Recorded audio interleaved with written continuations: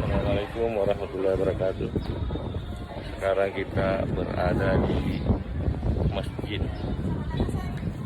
di mana di masjid ini ada makam Nabi Daniel bersama dengan ini adalah masjid,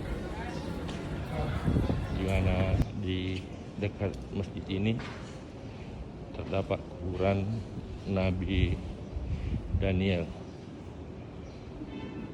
Dan di dekat makam Nabi Daniel ada makam Luqman Hakim.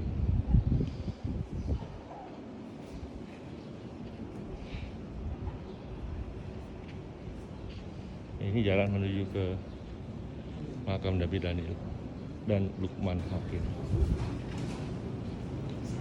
Kita berziarah ke makam. Sekarang kita berziarah ke makam Nabi Daniel di Alexandria.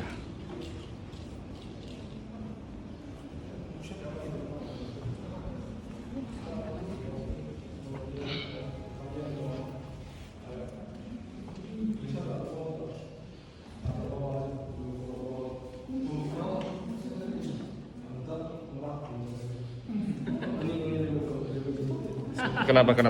Ini nggak apa-apa nih. Untuk ini begini. Tahu saya maksudnya. Oh, iya. Saya bisa masuk sih kalau ini. Kita sepakat. Saya bisa masuk. Ibu-ibu kemana? Masuk nggak melalui pintu? Oh, yang diangkat ibunya kan? Ibunya nggak bisa. Ya, digendong aja ibunya, digendong. Jatuh. Karena pakai. Masuknya karena ini dikunci harus ada satu orang. Hasan cepat sini Hasan. Ini ya. Hasan. Oh, buka kunci. Hasan. Ada kunci. Pak Ustaz bawa kuncinya. Bismillah. Assalamualaikum warahmatullahi wabarakatuh.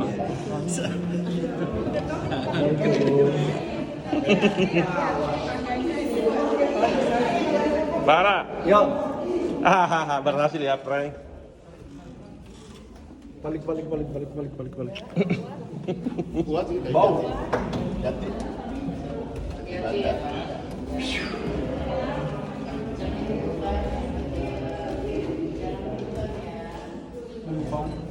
Dua nabi.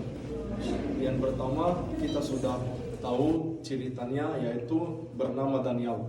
Ini dia makamnya yang bernama Nabi Daniel. Sebenarnya Daniel punya dua makam. Yang pertama di sini di Mesir, yang kedua di Karbala di Irak.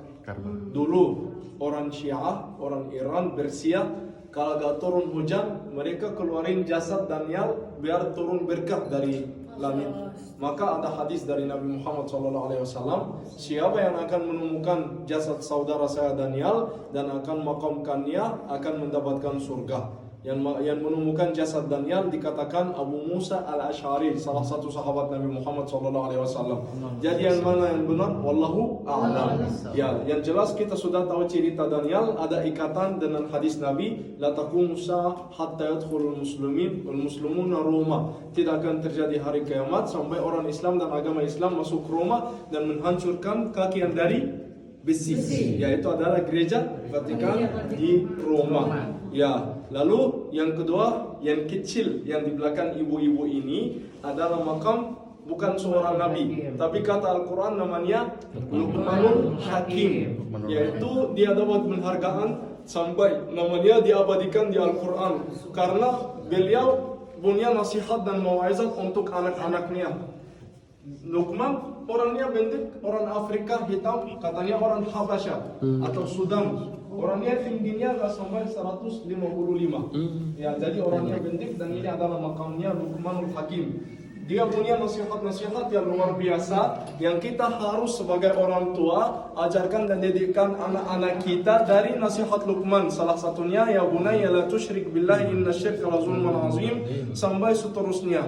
Inilah sedikit informasi dari saya. Bisa Pak Ustaz bisa tambahkan tentang nabi-nabi kita ini. Ya baik Bapak Ibu dan Bapak Allah berdasarkan hadis dari Ibnu Hibban, sahabat Abu Dzar Al-Ghifari mengatakan bahwa jumlah nabi itu ada 124.000 orang. 124.000 orang dan hanya 12 yang bukan Bani Israel. Ini dapat kita bayangkan Nabi Bani Israel berapa? 123.988 Nabi dan Rasul. Dari 124 ribu nabi ada 315 yang menjadi rasul. Nah, dari 12 nabi yang bukan Bani Israel hanya 4 nabi bangsa Arab. Nabi Hud, Nabi Soleh ini ada di Petra, insya Allah nanti kita akan kunjungi di Jordan. Kemudian yang ketiga Nabi Shu'aib, nanti juga perjalanan menuju Petra ada Nabi Shu'aib dan juga di Madian ya. Kemudian ada satu Nabi Muhammad SAW. Ismail. Ya, Nabi Ismail itu bukan Arab, Pak. Yang pertama bicara. Ya, yang bicara namun yang berbicara bahasa Arab ada yang mengatakan adalah Nabi Ismail karena beliau dibesarkan di Mekah Al-Mukarramah bersama suku Zulhum dan dulu hidup bersama ibundanya Siti Hajar.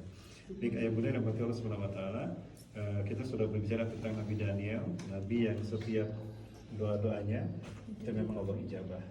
Beliau juga nabi yang bijaksana, maka biistilah kenapa beliau disandingkan dengan Luqmanul Hakim, karena beliau memiliki kebijaksanaan yang luar biasa. Beliau tidak terpengaruh oleh berbagai macam bujuk rayu raja-raja dan beliau tetap istiqomah betapapun beliau banyak dihianati oleh kaumnya sendiri. Nah, terusan Luqmanul Hakim tadi disampaikan oleh fatwa-fatwa yang sangat bijaksana, betapapun secara fisik beliau tidak memiliki kelebihan, namun tidak ada yang bisa mengalahkan kebijaksanaan Luqmanul Hakim pada masanya, sehingga beliau terkenal di seluruh negeri dan banyak orang-orang yang ingin belajar fatwa dan hidup sebagai seorang muslim yang baik di masa Luqmanul Hakim. Ya, itu barangkali ayah bunda yang dirahmati Allah. Nah, sekali lagi, jadi para ulama banyak istilah antara makom dan makbarah. Nah, kalau ini maka para ulama mencari amannya adalah makom, petilasan Nabi Daniel dan Luqmanul.